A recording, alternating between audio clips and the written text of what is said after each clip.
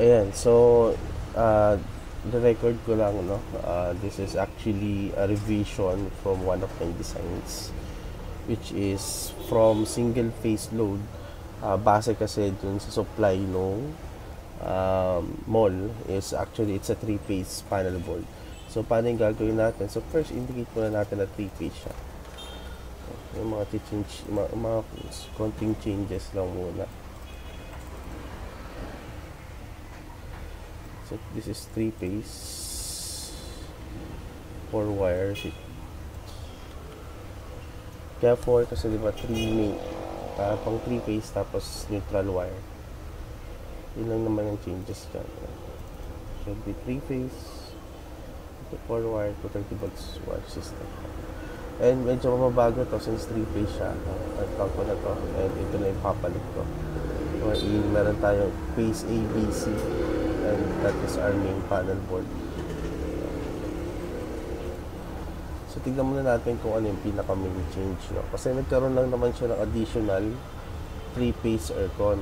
Kasi pagdating dito, kung titignan natin, we have ACCU or air-cooled condensing unit with 3-phase load or 3-phase load na power supply at 22.4 kilowatts.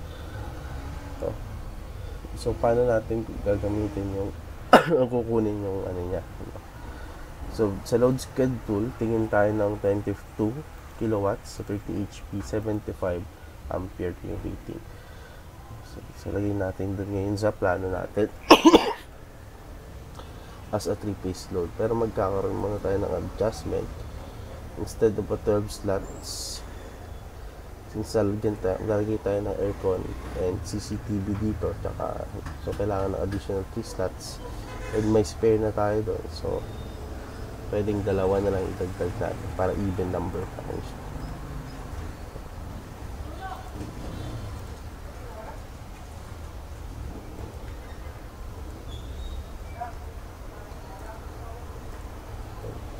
Babaan lang natin ito.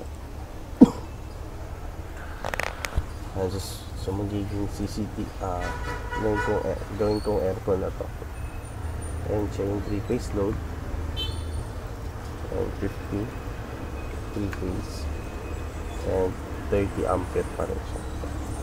And ito 2020 circuit 30 and circuit 14. This is our ACCU. Yun nga, 30 HP. So that is 22.22 and then 75 yung ampere rating. Yeah, so di ba meron tayong phase A, phase B, and phase C. So ito is 3-phase. So lahat ng 3-phase load doon natin ilalagay, no? And ang importante naman dito is yung balancing. Pero bago yon, maglagay muna tayo ng change, no? Since meron based dun sa plano, meron siya doon, no? Which is dito lang naman, so hindi na natin siguro display, and automatically assigned na lang siya as circuit 12, no? Sa ACCU 30 HP at and ang changes pala isa pa is puro 1 HP na to. Yun yung changes din sa plan. Sakto pa rin, 6 pa rin na.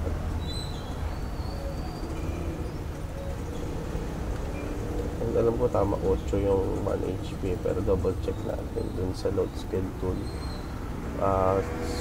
Sa single phase tayo, 1 HP is around 8 1.5 yung 10.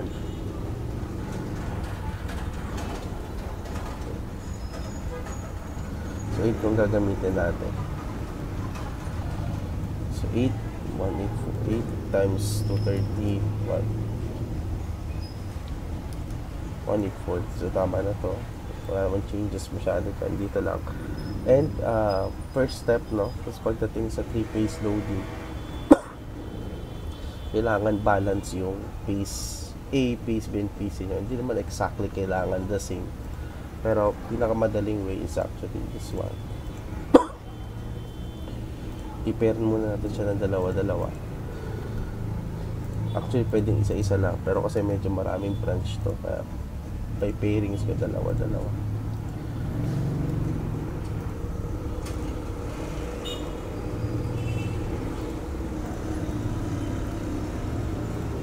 And pag nilagay yan sa ano, mas maganda siyang tignan compared sa pagpaisa-isa.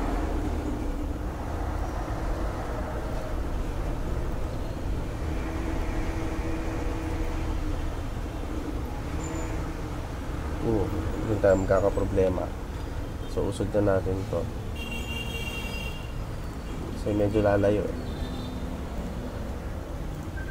May additional 7 to. So, 8.7. Sige, lagay natin to dito. And ito dito. Spare naman yan. So, pwede natin i-adjust yan mamaya. So, try natin i-add per page 7.04 plus 7.83 plus 16 plus 8.7, 39.57. Then, dito naman sa page B, you have 8.7 plus 7.04 plus 16 plus 8 plus 2.17. You have 41.91. Hindi sila nagkakalayo. So, magandang ano to, pangitain.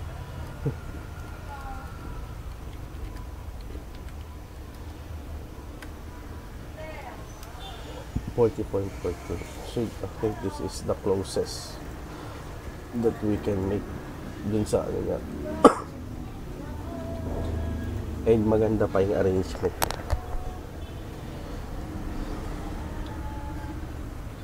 So, ito medyo papalitan natin. 5.5, then 3.5. And yung isa pang change is yung number of wires niya. Yan lang natin 3. Para hindi na tayo magpa isa-isa.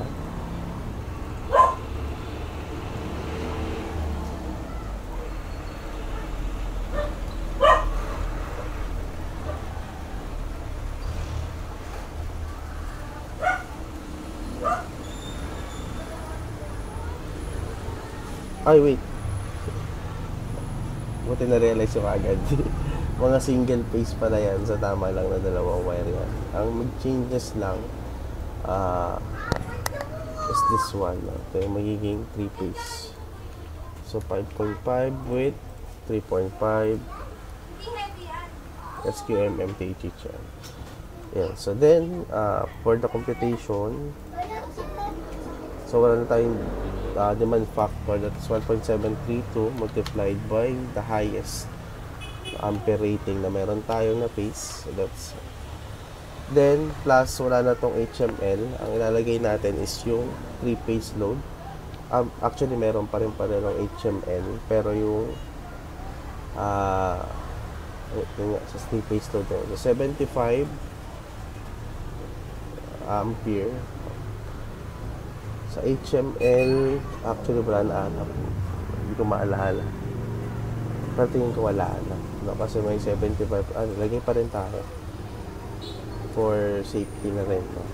Plus 0.25 times 75 since that's the highest motor load.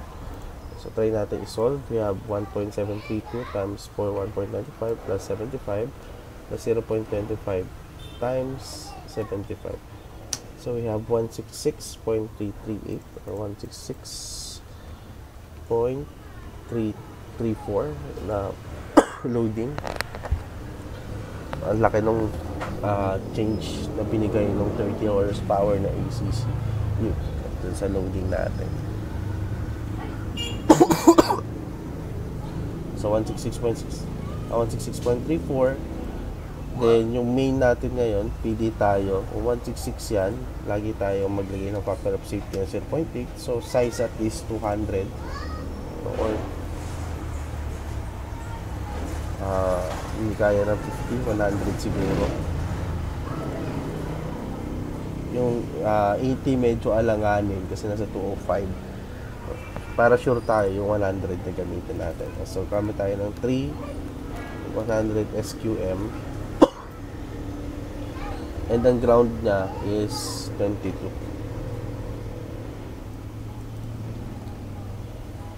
And yung magiging ano natin, tingin tayo ng pwedeng gamitin. Kasi dito, no? 265. So that is 166.34.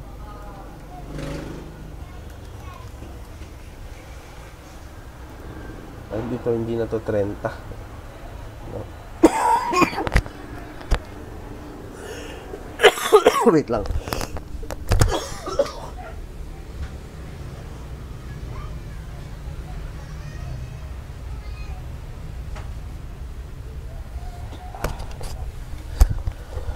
So, mga changes natin. So, from 75, tayo ng 0.8 sa 93 sa mga 100.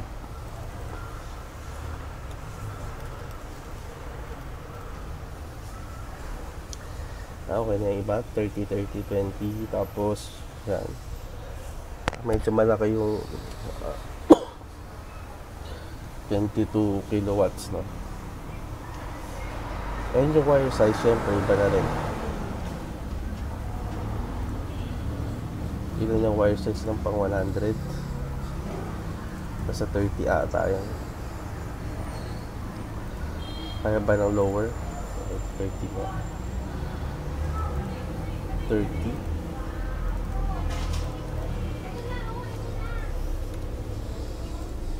And ang ground wire niya is 8 dito, 40 ang gagamitin ko.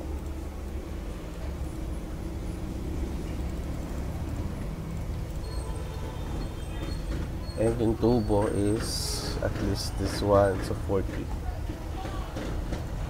Actually, pwede rin yung 32. No, kasya naman. Pero kasi medyo 4 ang wire natin sa pagdating sa hindi kasya. So, punta tayo dito sa 40.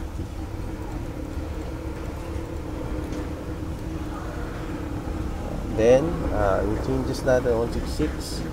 Ilan nga yun? 166.34 divided by 0.8. 207. So, kuha tayo ng 225. Wala kasing 210. And alam ko yung 200. Medyo bitin yung 200. Doon tayo sa safe. Sa 225.80 and 250 AM. Mas mataas ng konti yung ampere frame. So, 3 PCB. 30 volts only. And that would be our panel board, no? Yun, na-balance siya. And we have here the 3-phase loading. And the number of wires and size. At double check natin, okay. No? Yung 1880 na to, na may blanco eh. Saan yung 8? May blanco na 8. Aircon din. 1, 2, 3, 4, 5, 6, 7 yung aircon. Talaga ba? So, double check ko nga. Baka mamaya mali rin eh. Being 8.0 to. Hindi naman makakabawas masyado kasi may 30.93 pa rin siya. Pero yung ECU, tama ba na 8 hanggang 13, 14, 8 hanggang 14, 1, 2, 3, 4, 5, 6, 7 ECU, tama.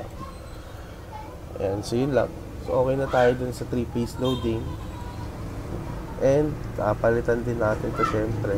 Palit na tayo, diba, naging 3 yun, sa 100 size of 14 ang ginamit ko, diba, 14 size is 40 mm. So 225 to 50 yung main natin, which is di na nakalagay dito. So lagyan natin dito 3-phase 4 wires. Yung ano pa is connect to existing. So meron tayong 225 to 50. Other than that, wala nang changes. Ito pala, so papalitan din to. Kuha tayo ng wire size na pang 100. So, palitan lang natin yung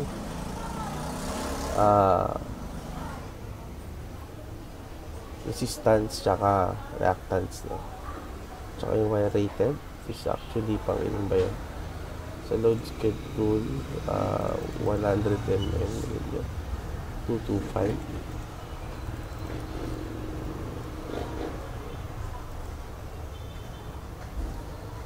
Parang mali yung length, no? Anyways, tama lang ata.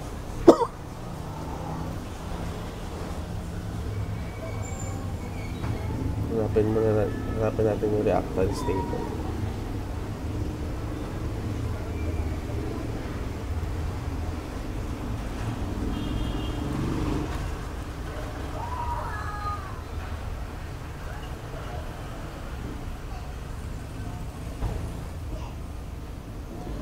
So, 100, meron tayong 0.0041 sa X.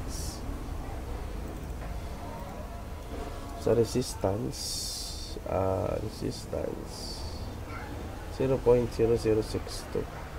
Or since sa PVC siya, 0.0062. Or actually, sa main natin is nasa steel conduit yun. So, 0.0063. Is actually good din. Wala naman masyadong difference. Kaya 0062. So ayun natin, compute natin 0.0062. This is 0041. Then proceed to computation. So na 0.062 times 0.8 plus 0.0451 times 526, that's 0.0733.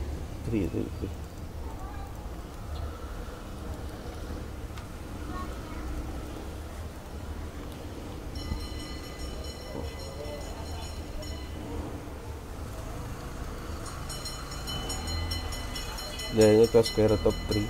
Palitan natin siya.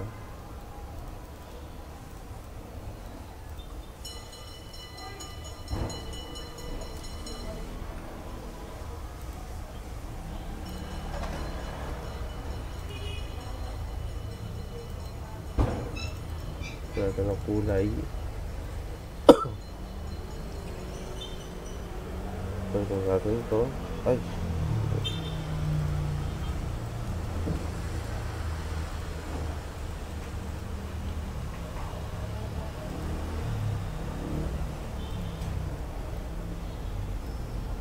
Ito lang naman.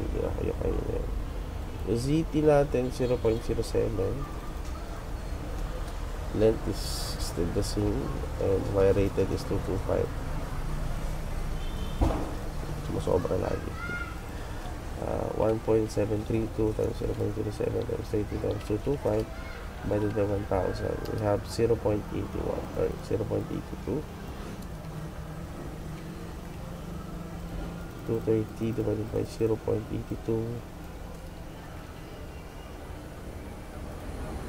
Let's do 229.18.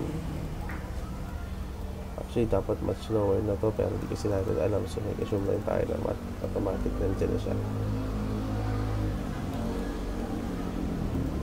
0.82 divided by 230. That's 0.003 times 100.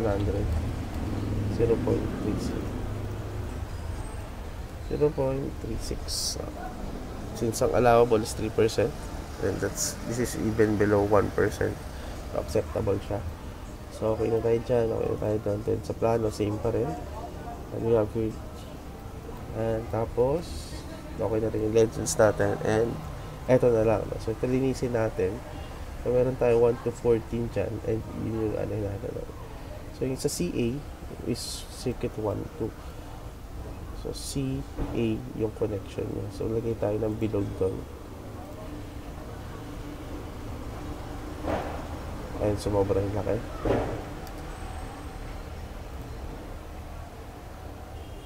Ayun lang.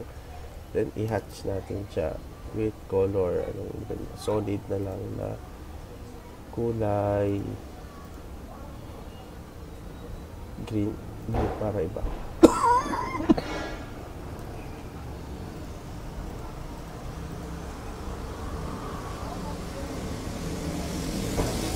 Parang hindi masyadong kita, no? Scale ko pa ng konti.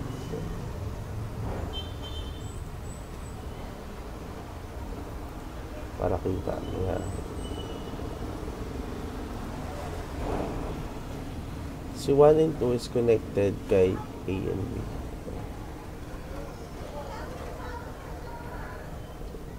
Paano ba natin i-arrange to?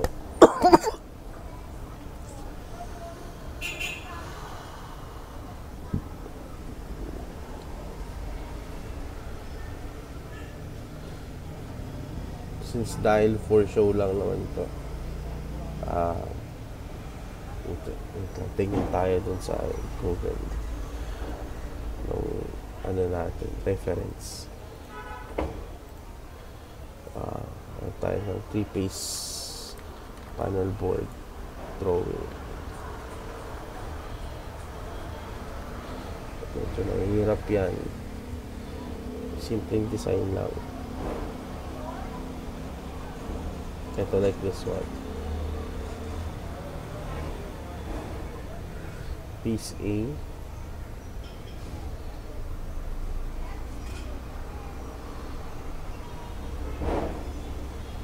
Kaya Vitus yung nakalagay sa kanya.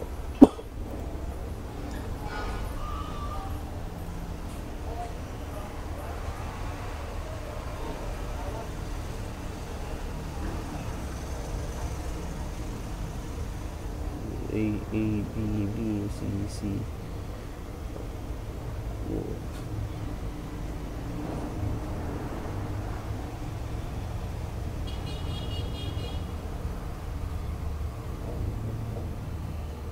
Pag ganyan, medyo hindi tayo magkakaproblema dun sa first two. Parehong pace C. Diba? Yung pace 1, 2, ginawa kasi natin pace C sila. 3, 4 is pace B. Then 5, 6 is pace. 7, 8 is